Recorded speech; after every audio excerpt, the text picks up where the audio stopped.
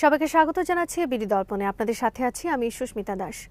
বাংলাদেশের রাজনীতিতে দীর্ঘদিন ধরে অন্যতম কেন্দ্রীয় চরিত্র ছিলেন শেখ হাসিনা, কিন্তু গত এক বছর ধরে দেশীয় ও আন্তর্জাতিক ক্ষেত্রে তার অবস্থান জটিলতা ও সংকটে ভরা। বৃহস্পতিবার 2025 অক্টোবর 29 তারিখে যুক্তরাজ্য ভিত্তিক সংবাদ মাধ্যম রয়টার্স এবং দ্য ইন্ডিপেন্ডেন্ট এবং ফ্রান্স ভিত্তিক এএফপির মাধ্যমে তিনি একাধিক সাক্ষাৎকার দিয়েছেন, যা বাংলাদেশের রাজনৈতিক পরিস্থিতিকে নতুন আলোকে উপস্থাপন করছে। এই সাক্ষাৎকারগুলো শুধু একটি নির্বাসিত নেত্রীর ব্যক্তিগত অবস্থান নয়, বরং বাংলাদেশের ভবিষ্যৎ রাজনৈতিক প্রেক্ষাপট, বিচার ব্যবস্থা, নির্বাচন ও ক্ষমতার কাঠামো সবকিছুকে নতুন করে আলোচনার কেন্দ্রে এনেছে। 2024 সালের জুলাই-আগস্ট মাসে বাংলাদেশের ছাত্র জনতা আন্দোলন এক ভয়াবহ রক্তপাত ও ক্ষমতার পরিবর্তনের মধ্য দিয়ে শেষ হয়। সেই আন্দোলনের পর শেখ হাসিনার সরকার পতিত হয় এবং তিনি দেশ ত্যাগ করে ভারতে আশ্রয় নেন। আন্তর্জাতিক গণমাধ্যমগুলোতে বলা হয়েছে তার বিরুদ্ধে আন্তর্জাতিক অপরাধ ট্রাইব্যুনালে মানবতাবিরোধী অপরাধ, সংগঠিত সহিংসতা এবং গণহত্যার অভিযোগে মামলা চলছে। ওই মামলার শুনানি ও যুক্তিতর্ক সম্পন্ন হয়েছে এবং আগামী নভেম্বর মাসেই রায় ঘোষণার সম্ভাবনা রয়েছে। শেখ হাসিনা এসব সাক্ষাৎকারে বলেছেন, আমি জুলাই ঘটনার জন্য ক্ষমা চাইব না, কারণ আমি কোনো অপরাধ করিনি। বিক্ষোভ দমন করার সিদ্ধান্ত ছিল রাষ্ট্রের নিরাপত্তার জন্য, প্রতিহিংসার জন্য নয়। রয়টার্সের সাংবাদিক কৃষ্ণা ইন্দাস ও রুমা পালকে দেয়া সাক্ষাৎকারে শেখ হাসিনা আরও বলেন, আওয়ামী লীগ ছাড়া কোনো নির্বাচন হলে যে দলই ক্ষমতায় আসুক না কেন, আমি দেশে ফিরব না, আমি ভারতেই থেকে যাব। তার বয়স এখন ৭৮ বছর এবং তিনি স্পষ্ট করে জানিয়ে দেন, ভবিষ্যতের সরকারে বা বিরোধী দলে শেখ পরিবারের নেতৃত্ব অপরিহার্য নয়। এই বক্তব্যটি বাংলাদেশের রাজনীতিতে এক যুগান্তকারী ঘোষণা হিসেবে ধরা হচ্ছে, কারণ আওয়ামী লীগের ইতিহাসে এই প্রথম কোনো বঙ্গবন্ধু পরিবার সদস্য প্রকাশ্যে বলেছেন দলীয় নেতৃত্ব পরিবার কেন্দ্রিক নাও হতে পারে। তিনি বলেন, আওয়ামী লীগকে নিষিদ্ধ করা শুধু অন্যায্যই নয়, আত্মঘাতীয়, কারণ কোটি কোটি মানুষ এই দলের সঙ্গে সম্পৃক্ত। তাদের রাজনৈতিক অংশগ্রহণ ছাড়া কোনো সরকারই টেকসই হতে পারে না। তিনি মনে করেন 2026 সালের ফেব্রুয়ারিতে যে নির্বাচন হওয়ার কথা, তাতে অধিকাংশ মানুষ ভোট দিতে আগ্রহী হবে না, কারণ নির্বাচন হবে একতরফা। তার ভাষায় রাজনৈতিক বৈধতা আসে অংশগ্রহণ থেকে, বাদ দেওয়ার মাধ্যমে নয়। দ্য ইন্ডিপেন্ডেন্টে প্রকাশিত সাক্ষাৎকারে শেখ হাসিনা বলেন, আমাকে ক্ষমতাচ্যুত করার যে প্রক্রিয়া হয়েছে তা ছিল একটি রক্তাক্ত অভ্যুত্থান। আমি সেই ঘটনার জন্য দায়ী নই। যারা আমাকে বিচার করছে তারা একটি লজ্জাজনক নাটক মঞ্চস্থ করছে। আমি জানি এই বিচার রাজনৈতিক উদ্দেশ্য প্রণোদিত। তিনি আরও বলেন, যদি আদালত মৃত্যুদণ্ড দেয় তাতেও আমি বিস্মিত হব না, কিন্তু ইতিহাস একদিন সত্য উন্মোচন করবে। এদিকে বাংলাদেশ সরকারের প্রধান উপদেষ্টার প্রেস সচিব শফিকুল আলম শেখ হাসিনার সাক্ষাৎকার নিয়ে প্রতিক্রিয়া জানিয়ে বলেছেন, হাসিনার সাক্ষাৎকার প্রচারের সময় আন্তর্জাতিক অপরাধ ট্রাইব্যুনালে তার বিরুদ্ধে থাকা সাক্ষ্য প্রমাণ, জাতিসংঘ ও আল জাজিরার প্রতিবেদনে উল্লেখিত গুম খুনের তথ্যগুলো বিবেচনা করা উচিত। এই প্রতিক্রিয়া থেকে বোঝা যায় সরকারের অবস্থান এখন কঠোর এবং তারা আন্তর্জাতিক গণমাধ্যমে শেখ হাসিনার বক্তব্যকে রাজনৈতিক প্রচারণা হিসেবে দেখছে।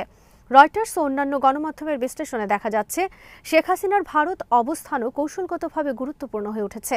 2024 সালের 5 অগস্টের পর নয়াদিল্লি তাকে শুধু রাজনৈতিক আশ্রয়ই দেয়নি, বরং তাকে একটি আন্তর্জাতিক প্ল্যাটফর্ম দিয়েছে তার বক্তব্য প্রকাশের জন্য। দিল্লি ও কলকাতায় আওয়ামী লীগের প্রাক্তন নেতাকর্মীদের পুনর্বাসনের সুযোগ তৈরি হয়েছে। এমনকি কিছু সাবেক সেনা কর্মকর্তা ও আমলাও এখন ভারতে নিরাপদ অবস্থানে রয়েছেন বলে রিপোর্টে উল্লেখ করা হয়েছে। ভারত এখন বাংলাদেশের নতুন অন্তর্বর্তী সরকারের সঙ্গে সম্পর্ক বজায় রাখলেও শেখ হাসিনাকে কেন্দ্র করে এক বিকল্প শক্তির পরামর্শক হিসেবে বিবেচনা করছে বলে আন্তর্জাতিক বিশ্লেষকদের ধারণা। সাক্ষাৎকারগুলোতে শেখ হাসিনা তার পারিবারিক এবং রাজনৈতিক উত্তরাধিকারের প্রসঙ্গ খোলাখুলিভাবে উল্লেখ করেছেন। তিনি বলেছেন, আমার পরিবারের কেউ রাজনীতি করবে কিনা সেটি সম্পূর্ণ তাদের নিজস্ব সিদ্ধান্ত। আমি এই মুহূর্তে রাজনীতি থেকে দূরে থাকতে চাই। এর মধ্য দিয়ে তিনি ইঙ্গিত দিয়েছেন যে আওয়ামী লীগের ভবিষ্যৎ নেতৃত্ব হয়তো আর বঙ্গবন্ধু পরিবারের কোনো সদস্য নয়, বরং দলীয় কাঠামোর ভেতর থেকে নতুন নেতৃত্ব উঠে আসবে। এই অবস্থান বাংলাদেশের রাজনীতিতে এক নতুন মোড় আনতে পারে, কারণ আওয়ামী লীগ দীর্ঘদিন ধরে ব্যক্তিনির্ভর ও পরিবার কেন্দ্রিক দল হিসেবে পরিচিত ছিল। শেখ হাসিনার এই মন্তব্য দলীয় রাজনীতিতে নেতৃত্ব বিকেন্দ্রীকরণের সম্ভাবনা তৈরি করছে। তবে একই সঙ্গে আশঙ্কা আছে যে এতে দলের অভ্যন্তরীণ নেতৃত্বের দ্বন্দ্ব ও বিভাজন আরও গভীর হতে পারে।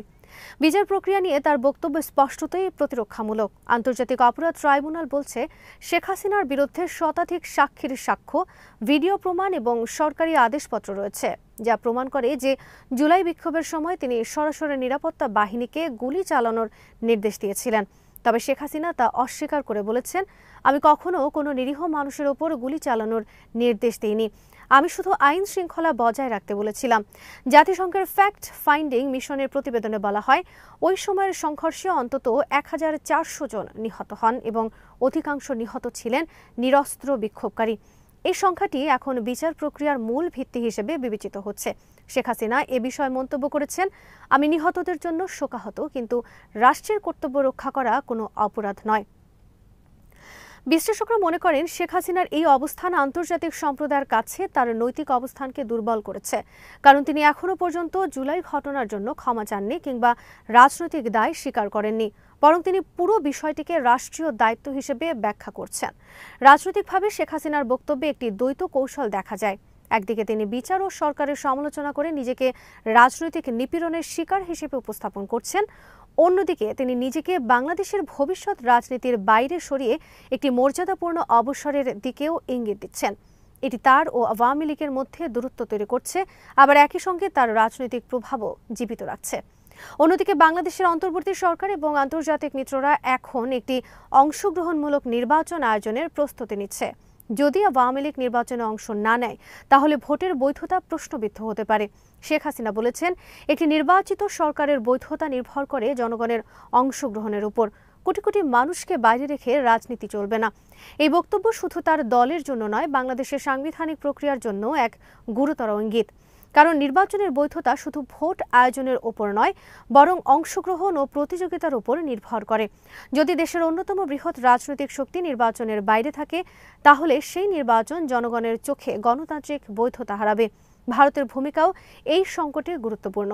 দিল্লি একদিকে বাংলাদেশের নতুন সরকারের সঙ্গে কূটনৈতিক সম্পর্ক বজায় রাখতে চাইছে, অন্যদিকে শেখ হাসিনার নিরাপত্তা ও রাজনৈতিক উপস্থিতি নিশ্চিত করছে। এই দ্বৈত অবস্থান ভারতের আঞ্চলিক কৌশলের অংশ।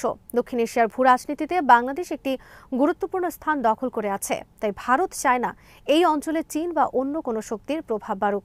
ফলে শেখ হাসিনাকে আশ্রয় দিয়ে ভারত একদিকে মানবিকতা দেখাচ্ছে, অন্যদিকে কৌশলগত প্রভাবও বজায় রাখছে।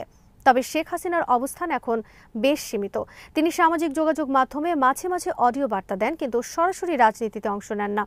সাম্প্রতিক সাক্ষাৎকারগুলো তার পুনরুত্থানের কৌশল নয়, বরং ইতিহাসের সামনে নিজের অবস্থান ব্যাখ্যা করার প্রচেষ্টা।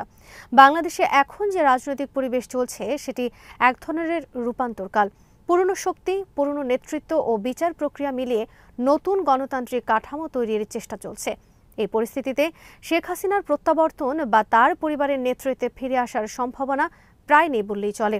তিনি নিজেও বলেছেন, আমি চাই আমার দেশ এগিয়ে যাক, কিন্তু আমার ফিরে যাওয়া সে পথে বাধা হয়ে দাঁড়াবে না। এই বক্তব্যের মধ্যে তার রাজনৈতিক অবসরের ইঙ্গিত যেমন আছে, তেমনি একটি তিক্ত বাস্তবতাও রয়েছে। বাংলাদেশে এখন তার জন্য রাজনীতিতে জায়গা নেই, তবে ইতিহাসে তিনি থেকে যাবেন এক দীর্ঘমেয়াদী শাসক, যিনি উন্নয়ন ও দমন দুই চেহারায় দেশের রাজনীতিতে চিহ্ন রেখে গেছেন। সবশেষে বলা যায়, শেখ হাসিনার সাম্প্রতিক সাক্ষাৎকারগুলো বাংলাদেশের রাজনীতিতে নতুন বিতর্কের জন্ম দিয়েছে। বিচার, নির্বাচন, নেতৃত্ব ও আন্তর্জাতিক প্রভাব সবকিছু মিলিয়ে এখন দেশটি এক অনিশ্চিত পথ চলায় রয়েছে। শেখ হাসিনার ভবিষ্যৎ হয়তো নির্ধারিত হবে আদালতের রায়ে, কিন্তু বাংলাদেশের ভবিষ্যৎ নির্ধারিত হবে অংশগ্রহণমূলক রাজনীতির পুনর্গঠনের মাধ্যমে। এই মুহূর্তে দেশটির সামনে দুটি পথ খোলা, একটি প্রতিশোধ ও বিভাজনের এবং অন্যটি পুনর্মিলন ও গণতান্ত্রিক পুনর্জাগরণের। কোন পথে যাবে বাংলাদেশ, সেটি এখন সময়ের সবচেয়ে বড় প্রশ্ন। আজ এখানেই শেষ করছি। সবাই ভালো থাকুন, সুস্থ থাকুন আর দেখতে থাকুন বিডি দর্পণ। চ্যানেলটি ভালো লাগলে সাবস্ক্রাইব করুন, সংযুক্ত থাকুন আমাদের ফেসবুক পেজে।